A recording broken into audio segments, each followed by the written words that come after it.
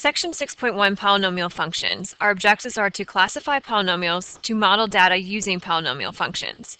If you remember from earlier in the year, we talked about specific terms, and remember that a monomial is an expression that is either a real number, a variable, or the product of real numbers and variables with whole number exponents. Now for this, some examples of monomials would be such as x, 103 would be a monomial, 17x squared, 5abc squared d, and 1/4. Remember that monomials means one term, so there would be no, after you combine like terms and everything, there would be no addition or subtraction signs in there. So the next thing we want to talk about is a polynomial. A polynomial is a monomial or the sum of monomials. So right here is the general form for a polynomial equation where a sub n and a sub 0 are real numbers.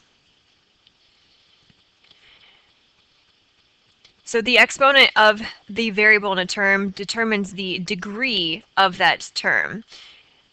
And the standard form for a polynomial, when we write it that way, remember the terms are written in descending order by the degree. A one variable polynomial in standard form has no two terms with the same degree, since all terms have to be combined. They can have the same degree if you have more than one variable, but if it's a one variable equation, you shouldn't have more than the same term with the same degree, because you would have to combine them together, is what that means. So for example, we have this polynomial equation right here. I know it's in standard form because I have this 2x cubed is my cubic term. My quadratic term is the negative 5x squared. The linear term would be negative 2x, and the constant term is 5. And so the cubic term, remember, has a degree equal to 3. The quadratic term's degree is equal to 2. The linear term degree is equal to 1, and the constant term's degree is 0, because it would be x to the 0 power. Remember, anything to the 0 power is really equal to 1, so it's not really there. And this would be my equation in standard form because I don't have any, I have one variable in the equation, which is x. I don't have any terms that have the same degree, and they're in descending order, starting by the highest and going down to the lowest is what that means. The leading coefficient when you're in standard form is always the number in front of the term with the highest degree. So if this is the term with the highest degree, the number in front of that would be 2. So that would be called the leading coefficient. The degree of this polynomial equation would be the term with the highest degree as well. So the degree of this entire polynomial equation would be a degree of 3. So that's important to know how to find that. If you remember from before, we have filled out this chart that we have down in your paper. So the degree of a monomial or polynomial is the largest degree of any term of the polynomial. We already talked about that. Now for this chart, why don't you guys see if you can fill it out, and then so we want to hit pause, and then I'm going to talk about what each term means. So if you have this filled out, if you look at the first one, the number is 6. So 6 doesn't have any variables, so the degree is 0. And remember, when there's no variables, that means the name of the degree is a constant. The number of terms we have is 1, so it's a monomial. So the way that we would actually say this, we would call this entire term a constant monomial, because you always put the name of the degree first and then how many terms. So the next one, you notice that it's in standard form, and our x to the first power means the degree is 1. And then that means that if the degree is 1, it's called a linear for the name. And there's 2 terms, so it's a binomial. So this is called a linear binomial. For the next one, notice that we have 3x squared, which would be x to the second power means that the degree is 2, since there's no other terms. So degree 2 is quadratic, as we now know, and there are 1 terms. So if there's 1 term, then it's a monomial, so this would be called a quadratic monomial.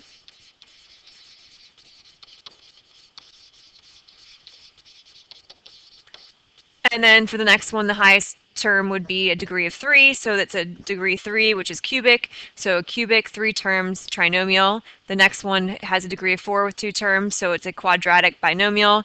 The next one, the highest term, is 5 for the degree, so that means the degree is 5, so it's called quintic. And it has 4 terms, so we call it a quintic polynomial or a quintic polynomial of 4 terms. Make sure you know how to find those names. Now, the next example is it says, write each polynomial in standard form, then classify it by its degree and number of terms. So the first thing you want to do is, of course, combine like terms if you can. Notice that this and this are like terms, so since they're like terms, we would want to combine those first to write it in standard form. So this gives me negative 2x plus 5. This negative 2x has a degree of 1, the 5 has a degree of 0, so it's in standard form. And if we want to write, classify it by degree and number of terms, this would be called a linear, because the degree is 1, binomial, because we have 2 terms, so linear binomial. And again, that's because the degree is 1, and we have 2 terms. For the next one, same thing, you want to combine like terms. So this and this are like terms. We would end up with x cubed, and then we have plus x squared minus 4x. There is no constant here. So the highest term is 3, so we have 3, 2, and 1. That means this would be highest degree is 3, so cubic. There's 3 terms, so trinomial is how I would call that, and then that would be my standard form above it. For the next one, this is similar to the first one that we did. The only difference is that it's not in standard form. Negative 2x to the 5th plus 6 is how we would write it in standard form. So 5th power means it's a quintic, and 2 terms binomial.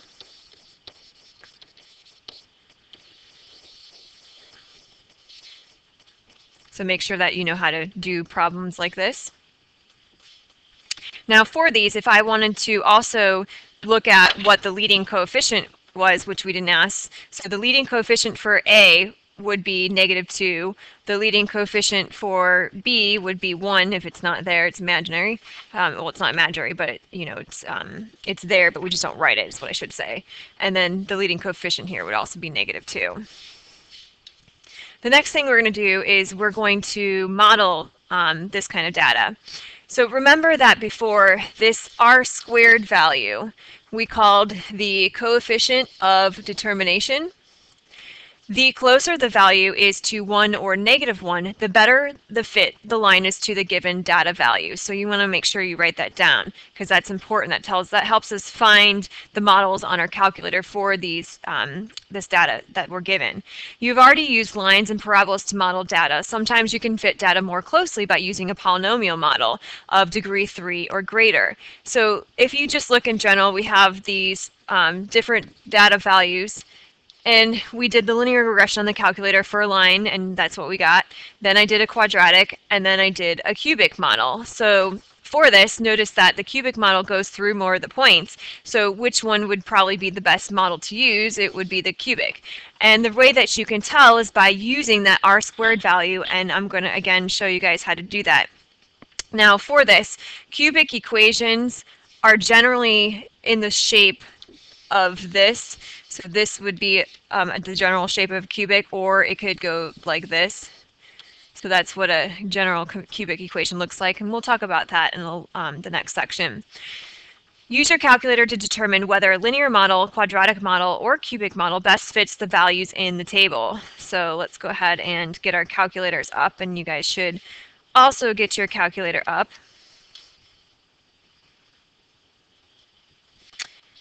And on my calculator, oops, I'm going to first have to plug this into my stat plot. So if I plug this into my stat plot, we go to Stat, enter and edit, and of course you guys should also get out your calculator and do this with me so that you become familiar with the process of doing this. If you have something in there that you don't want, remember you highlight the list, hit clear, and push down, don't hit delete because it'll delete the list. Then I'm going to enter the values that I have. So I already have my y values, I just need to enter the x values. So I have 0, 5, 10, 15, and 20. So those are my x values for list 1. My y values are already in list 2.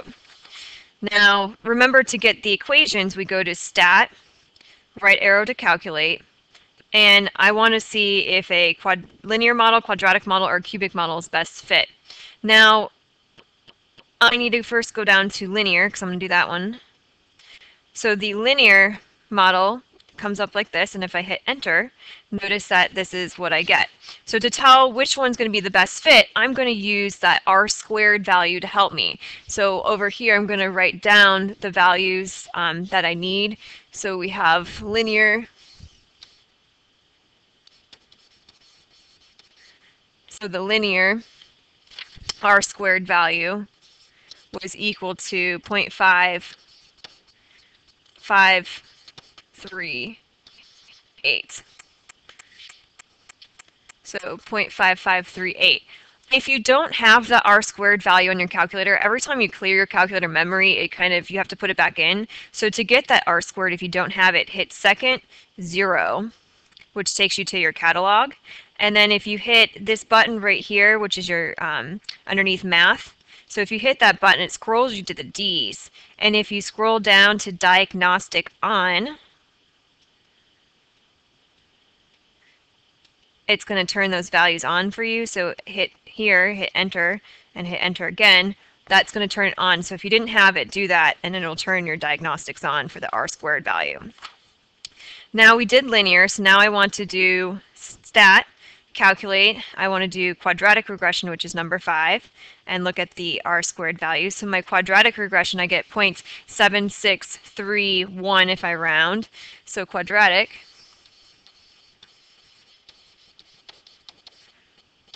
the r squared value, oops, I should write r squared. I'll just make this bigger. Oops. So the quadratic r squared value is equal to 0.7631. And then we want to do the last value, which is going to be our cubic. So stat, calculate, and then notice number 6 right underneath of that is cubic. So if I hit 6 and enter, I get an r squared value. And notice that for this, it's 0.9998. And since it's 0.9998, that tells me that this is the closest one to 1 or -1. Therefore, that cubic model is going to be the best. So the cubic r squared is equal to 0.9998. And again, that means I'm going to use the cubic model. So then the next thing I want to do is write all these values down. So the a value goes with your cubic term, the b value with your quadratic, c is for your linear, and d is for your constant. So usually around to the nearest hundredths, 2 decimals, y equals negative 0.01x cubed plus 0.43x squared minus 3.30x plus 10.08. I forgot the 0 there, so I should change that to 0.8. And then, of course, the cubic model is the best fit because it's the closest value to 1. If I look at my calculator, remember I can graph these all together if I wanted to. If I turn my stat plot on, second y equals, and go to the first stat plot and turn it on. And remember, you can hit zoom 9, gives you a nice stat plot, which says zoom stat. So if I hit zoom 9, I get a nice stat plot. Here's my data. And if I wanted to, I could enter my linear, quadratic, and cubic equation. So I'm going to do that real quick. So stat, calculate, number 4. If I go to vars, y1. Oops. Let's try that again. So vars, y-vars, function, y1. Enter. And that puts it in my y equals right there. So now I'm going to enter the quadratic equation into my y2. So stat, calculate, quadratic, Oops, I did cubic, so I'll do this into y3 vars, y vars, function y3, because I want to do my quadratic in the other one. Enter. And then stat calculate number 5 vars, y vars, function. I'm going to put it in y2. Enter. So that puts all my equations into my y equals for me. And if I hit graph, it'll graph all three. So that was the line. The next is going to be my quadratic if I graph it. So if I go to my y equals and turn that on, and I'm going to turn on the cubic as well and hit graph. So that was my linear. I don't know why it's not graphing my y2. So this would be quadratic. And then if I go back to my y equals, it usually graphs them all together. I don't know why my calculator is not working right now, but that's okay. We can just look at it individually. And then that would be the cubic. And notice the cubic goes through most of the points. That's why my r squared was the closest to 1, and that's why it's the best fit model. So what I suggest you guys do is to hit pause in the video and see if you can do B on your own, and while you're doing B, I am also going to do B. So I plug everything into my stat, enter and edit list 1 and list 2, and then I did my linear regression, and my r squared is what I got in the screen that I just had, so I'm going to write that down. And these are your linear, quadratic, and cubic r squared terms, and when you do this, you find out that the best fit is the cubic because r squared is the closest to 1, and then if you write down your equation, this is the equation that you should get for that. So let's do this one last problem. The table below shows the world gold production for several years. Find a quartic function to model the data. Let 0 correspond to 1975. Estimate the production in 1988. So we want a quartic model. That means degree of 4. And we're letting 0 correspond to 1975. So this would be 0, 5, 10, 15, 20, and 25. How do I get those values? If I do 1980 minus 1975, it's 5. 1985 minus 1975 is 10, and so on. Then I'm going to plug this into my calculator stat plot. So while I'm doing this, you guys are doing this. Stat, enter. Up and clear my list. So I have 0, 5, 10, oopsies, set, clear down. So 0, 5, 10, 15, 20, and 25. Oops. And then list 2.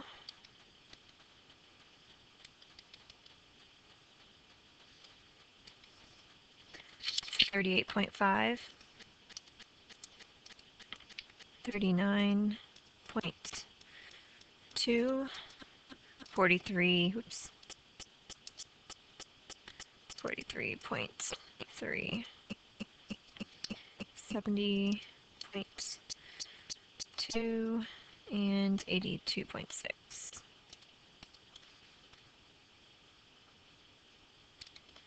And I just noticed that those values didn't clear, so I'm going to just delete them out.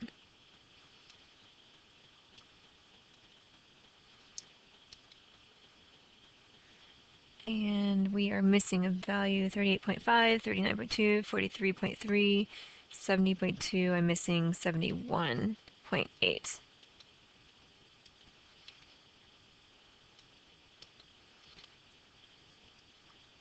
All right.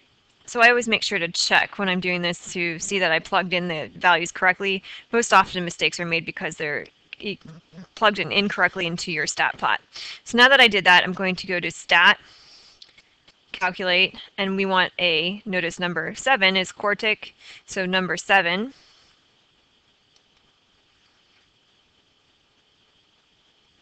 And enter. See this arrow down here? If I hit this down arrow, it gives me my r squared value, which is 0.95277, etc., which is a pretty good model for the data. And so these give me all the values. If I scroll back up, I can get my A value. So this is going to give me my equation that I need. So you should write that down. I'm going to write down in just a minute. And I'm also going to put this into my y equals. So I'm going to clear out all the stuff that I have in here right now. So clear that out. So if I go to my home screen, second mode, stat, calculate, number 7, I'm going to put it into vars, y vars, function y1. All right, so I'm going to write down this equation that I have.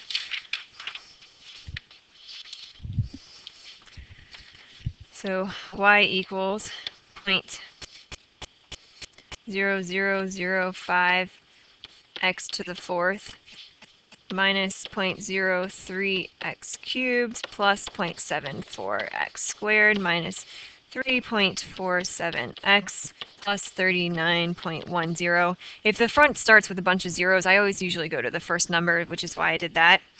And if you look at your calculator, notice that it didn't show that, but since it says e to the -4, that's how I know I'm timesing this by 10 to the -4th power, which means I'm moving this decimal place 4 places to the left, which is where I get that 0.0005 x to the 4th. So make sure you watch out for those, as we saw in the other chapter.